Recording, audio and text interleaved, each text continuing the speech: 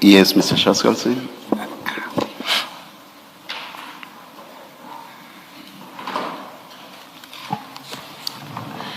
Morning, Mr. Mnisi. Morning, SC. So yesterday we spent the better part of the day dealing with the TMPD-1 tender, and a familiar refrain of yours through that, or through the entire day, was that it was not possible for documents to be manipulated or the process to be manipulated because documents were kept under lock and key throughout the process.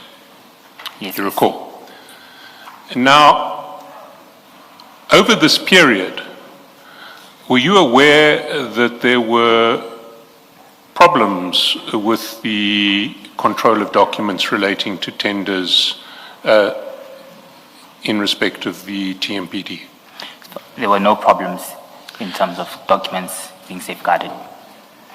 Well, I think that answer's wrong. Let me take you to page 429 of file 2.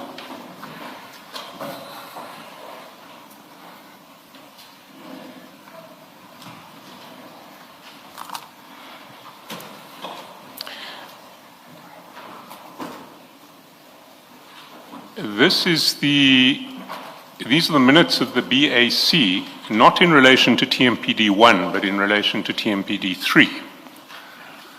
Sorry, SC, I think I lost you. 429 of the second bundle. The second bundle, indeed. My annexes. Sorry, your annexes, Okay. yes. So it's file 2, page 429, it's your annexes.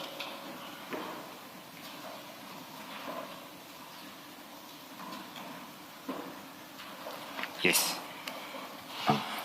Now, this is a minute of a bid adjudication committee that you chaired in relation to TMPD-3 Yes. on 23 October 2025. And that committee noted that there were 6 documents lost during the relocation of documents to another storage. Therefore, measures and controls to safeguard documents should be implemented. You see that? Yes, Chair, these are one of the reasons why this tender had to be cancelled. Irregularities were noted. I see that. We'll get back to this tender later. This was not one of the reasons why the tender was cancelled, not one of the stated reasons why the tenders were cancelled.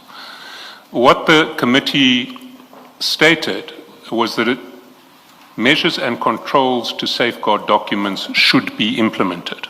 You see that? Yes, I see that, Council. Permission to explain. In relation to the process and the presentation from the BEC, these irregularities were picked up in this instance. Hence, they needed to be, I think, enhanced in the near future when they're handling this tender. So the BEC had been unable to control its documents over the period of TMPD-3. As evident in the probity report and the presentation, those were one of the flaws that were picked up. Again, we'll come back to see whether it's evident from the probity report. I don't want to deal with TMPD now. I want to deal with the proposition that everything was kept under lock and key so we can be confident that there was no tampering with the process. And what I want to put to you is that if over the same period documents got lost in relation to TMPD-3, there is no guarantee that over the same period documents couldn't have been replaced in respect of TMPD-1. What's your answer to that? My answer is that I don't agree with you. Why is that? Documents are kept under lock and key. The ability of any committee to pick up any mishap from transferring a set of documents to another is an internal control that's been put in place specifically for that. In terms of transfer of documents, they happen in 3 ways. Tenders are received, they are stored under lock and key at demand management section. From that point in time, evaluation commences. Same documents are handed over to the bid evaluation committee, still stored under lock and key. Once the probity process starts, similar transfer happens, an individual signs off it, they are responsible for who can access that particular storage facility, and when they're transferred back again, a similar exercise is done. So in this instance that you are referring to, the BEC came to BAC, presented probity report. Over and above that, they indicated that during the transfer back, either from probity back to BEC, they noted that there were 6 documents that were outstanding. So I disagree with the notion, SC, that documents are never under lock and key. I didn't say the documents weren't never under lock and key. My proposition was that if 6 documents could be lost during a relocation process in respect of TMPD3, there's no reason to believe that documents couldn't have been replaced in some part of the process of TMPD1. I respectfully disagree with that again, SC. Reason being, you're referring to documents lost at this stage. So linking documents lost and replacing of documents is a completely different thing from my perspective. Why is it different? If documents can be lost, why can't documents be slipped into the files? They're under lock and safe. The individuals who sign off for them as part of the segregation of duties, they accept and they make a vow to ensure that they will safeguard these documents and they will ensure that there's nothing that occurs in the form of tampering. So we rely on the delegated powers that we send to various officials as well. Yes, but in this case, despite that vow and despite the protocol of lock and key, 6 documents disappeared. Indeed, and this was a positive thing that we were able to pick this up because it showed that the internal control processes were in place and they're working adequately. We were then able to hold the process accountable. Between probity and BEC, upon transfer, we're able to hold an individual accountable for documents that have been lost. And who was held accountable here? I don't recall. Was anybody held accountable? So at this stage, we make recommendations and we send them through to the accounting officer. At this point in time, I don't recall. The recommendation isn't that anyone should be held accountable. The recommendation is that measures and controls to safeguard documents should be implemented. That's true. We are BEC, and as a BEC, we have to make recommendations that will enhance the procurement processes, SC. And what that recommendation presupposes is that the proper measures and controls to safeguard documents had not been implemented in the time leading up to 23 October 2025. Yes, SC, I agree with that, but I would like to make an explanation that documents were lost or could not be found between probity and BEC after the process was done. Sorry, after? Yes, it was between the transfer process where the probity report was available. And this is the so it was after probity had made its report. All of the documents were given to probity, but they disappeared between probity and BEC on the way back from probity. Is that what you're saying? That's the report I received. Well, let's look at the probity report. Because one of the things that probity says is, if you go to page 419,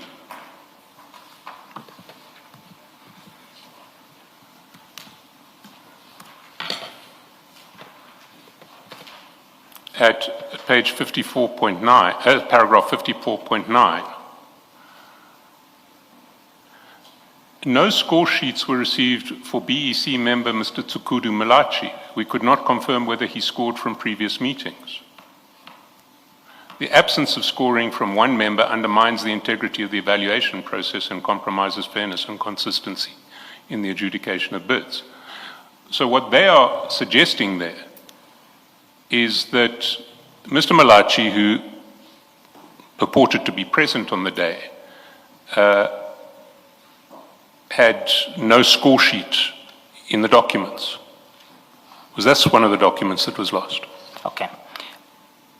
With your permission, Chair, this is true. Yes, I agree with you. The score sheets were not there as part of the pack that probity was conducting oversight on. However, I need to qualify the statement of documents that were lost.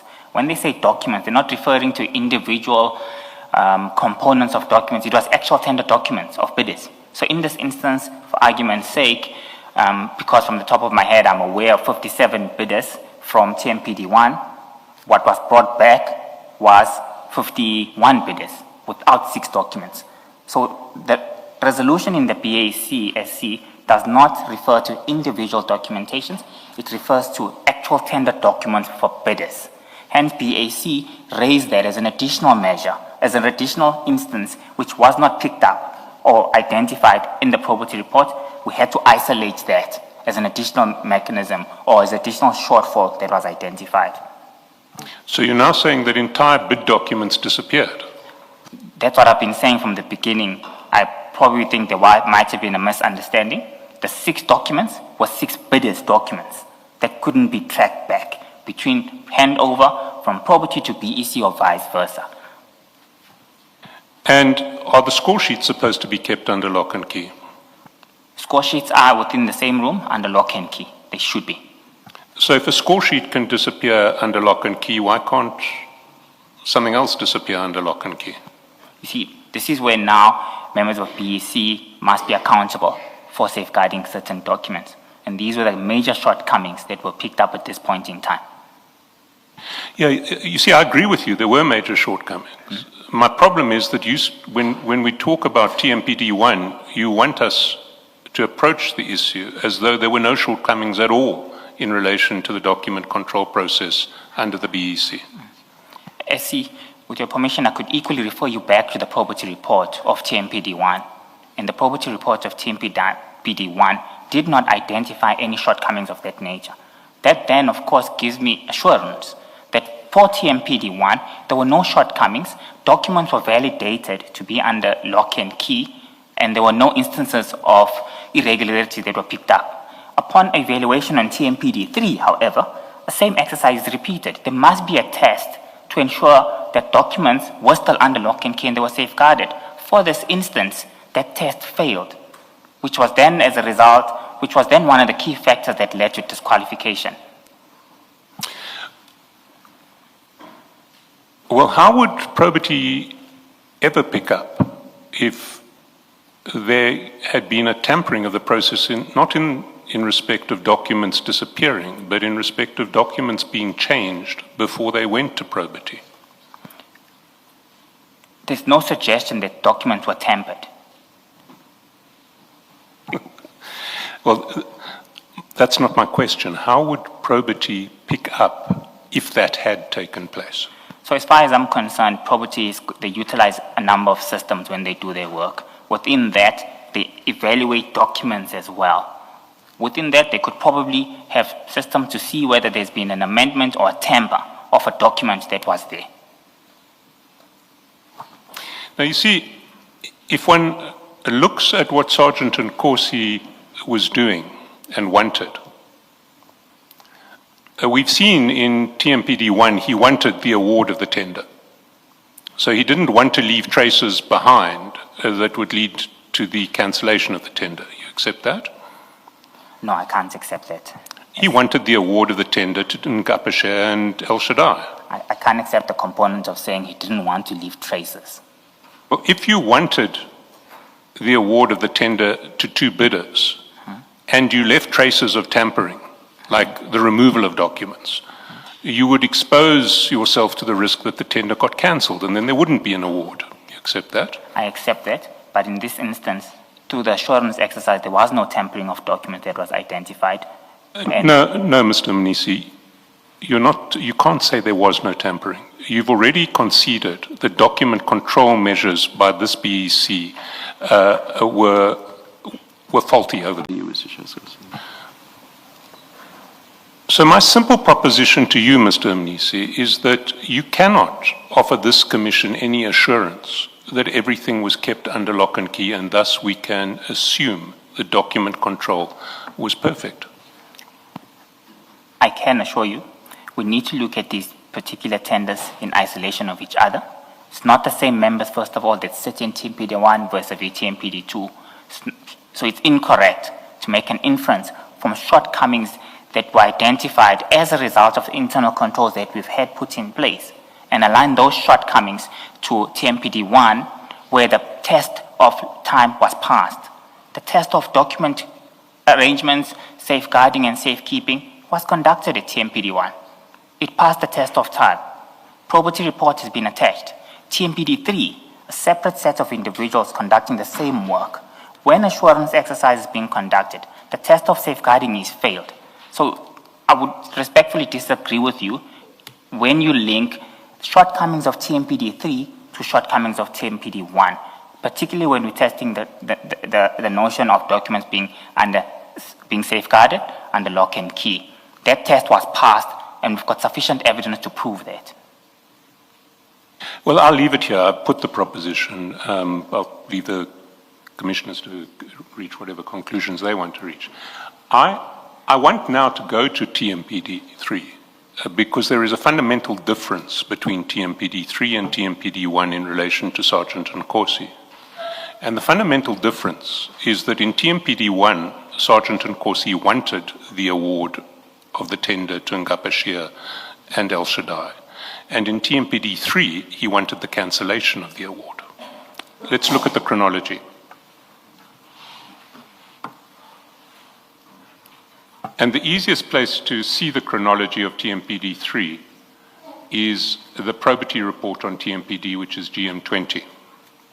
It's at page 403, where it starts. And it deals with the chronology from page 416. So I just want to get clarity first on the chronology, and if you have difficulties with any of the stages in the chronology that I'm going to put to you, indicate them. Paragraph 46. The bid was advertised on the 12th of December 2024 with a closing date of 21 February. You confirm that was correct? What page are you on, SC? 416. 12th of December, 21st of February, yes. The bid expiry date at the foot of the page, 47.3, was 21 May. I agree. If we go down to 418, we see that the BEC met on numerous days starting on the 24th of March and ending on the 7th of May. Can you confirm that's correct? I confirm that as per page 417. Well, ending on the 7th of May is incorrect because there was a meeting of 28 May where the recommendation was made. 54.5. Signed minutes for 28th May where the committee was recommending tender. You see that? I see that on page 418. Now, if we go all the way down to 426, we see that probity has identified certain potential problems, and it recommends in paragraph 71 that the BEC considers our observations with the intention of curing them before submitting the report to BAC, and BAC satisfies itself that the observed defects have been sufficiently cured when the BEC report is tabled. So the position of probity was that nothing that it had identified was irreparable. I disagree with you, SC.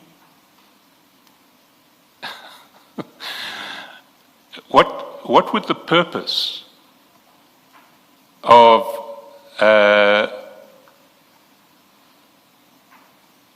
indicating that there should be a process to cure these deficiencies, to attempt to cure these deficiencies, be if the probity people had already identified them as being irreparable? Perfect. SC, firstly, 406 gives a detailed summary of the findings that were identified by a probity report. In terms of those findings, the recommendation is cure matters that are curable. There are instances where matters can't be cured. For argument's sake, BEC score sheets, I'm on page 406, Commissioners. It states, BEC score sheets are dated 29th of May. However, there are no minutes to support the assumption that there was a BEC meeting on the 29th of May. This is not curable. The only way to cure a finding of this nature is to recreate minutes and then attach them. So, which wasn't a plausible mechanism of regularizing a tender with shortcomings. I'm just raising this as one of the obvious matters which are uncurable. The second one I want to bring... Can I take you up there? What if it turns out, as it seems to be, that there were in fact minutes, their minutes were just incorrectly dated 28th May, because the minutes of 28th May reflect the recommendation. And unless there was an out-and-out fraud in this case, and a very clumsy fraud, it is not possible for the recommendation to have been made before the score sheets, the scoring process had taken place. As in normal instances, probity reporting team as well as the BEC meet before the reports are finalized. Findings are put towards them. When findings are put towards them, the BEC has got the opportunity to provide the relevant supporting evidence if they are disputing a particular finding from probity. I'll give you an example. We had a discussion on TMPD1 on the probity report, where the probity team came on board and clearly indicated there are two instances where we are disqualifying this bidder of Mnisi Security Services as a result of the audited financial statements not being there and as a result of the 5-ton truck not being there. Probity team provided the relevant evidence the BEC team provided the necessary evidence to the probity team, convinced them accordingly, an amended confirmation letter was provided. In this instance, the BEC could not prove beyond reasonable doubt to probity that the minutes were there, which gives us surety as BAC that these findings are accepted, both 1 and 2, with the minutes for the one scoring member which were not there. They failed to justify to the probity team on the availability of those documentation. So you are saying that it was then established that the BEC had made a recommendation on the 28th before the scoring took place on the 29th. Is that what you're saying? No, Chair. What I'm saying is there's a missing element in terms of our protocols, and our protocols are there must be minutes that clearly detail what happened in the previous meeting as part of the compliance process. Within the process that was there was a major deficiency in terms of minutes not being available, which are a key part and parcel of the process in order to ensure that a tender is legitimate. That was not there in this case, and respectfully, that's what I'm saying. And it couldn't be proved, apologies SC, it couldn't be proved to the probity team when the internal arrangements and debates were occurring between the BEC and the BAC. When they came to the BEC and the probity team, when the teams came to BAC, they confirmed that the minutes were not there. Well, that doesn't appear in the BAC report, but let's take the implications of what you're saying. What you're saying is that there were no minutes of 29 May. Yes, yeah, I'm not saying that the probity report is saying that. Okay, what you're saying is that the BAC accepted that there was no evidence of minutes of 29 May. I'm accepting that, Chair. Yes. The BAC also accepted that that 29 May was when the scoring took place. The score sheets are dated 29 May. We accepted that. The BAC also accepted that in a document purporting to be minutes of 28 May, a recommendation was made for this tender. Please repeat that. On a document purporting to be minutes of 28 May, a recommendation was made for this tender, because that was the problem picked up by probity. Yes, we accepted that. So what the BAC accepted was that on 28 May, a recommendation was made. You accept that? I think I accept. Yes or no? Yes. Yes or no? I see the probity report indicates that. From a BAC perspective, I just want to add, you mentioned earlier on that in the BAC report we did not mention that. So what we do, we don't regurgitate all findings as is. We add matters that were not there. So we wouldn't have seen that isolated in the BAC report, SC, with all due respect. Taking into account the presentation that were brought to us, point number 5 indicates that the minutes of the meeting held on the 28th of May lists 4 members with Mr. Enos Ramanana's name appearing twice. We accepted that with the flaw that came with that. Can I ask you to confine yourself to answering my questions? My question was that the BAC accepted, do you confirm that the BAC accepted that a document purporting to be minutes of 28 May 2025 recorded a recommendation for the tender? I accept that.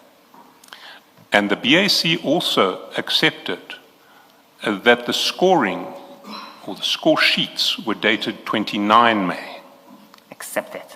Now, how can you recommend a tender on the 28th May if you only score on the 29th of May? Those are exactly the irregularities that were picked up. This is an anomaly.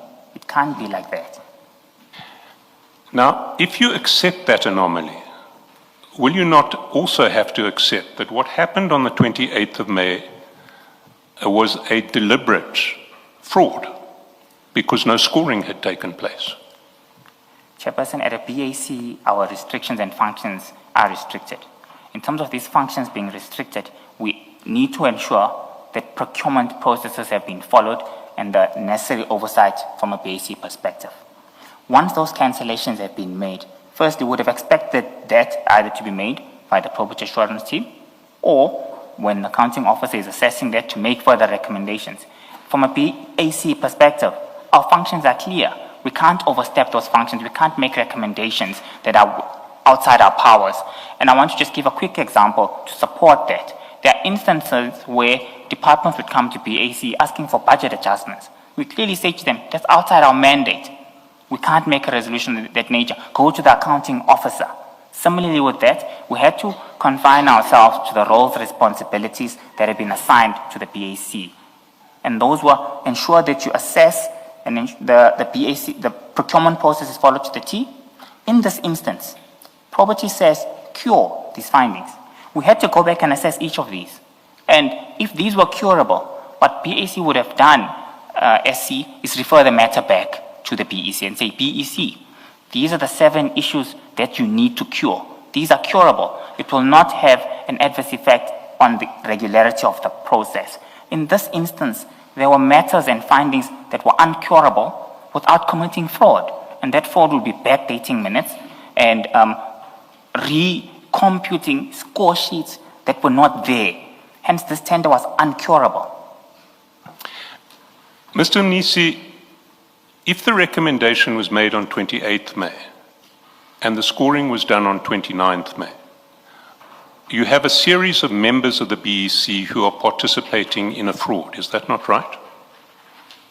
I can't comment on that. No, you can comment on it.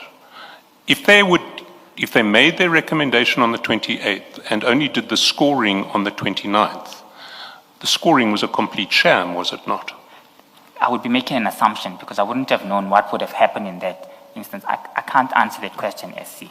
If individuals were committing fraud, it's a very difficult question for me to answer without having any corroborative evidence for me to rely on.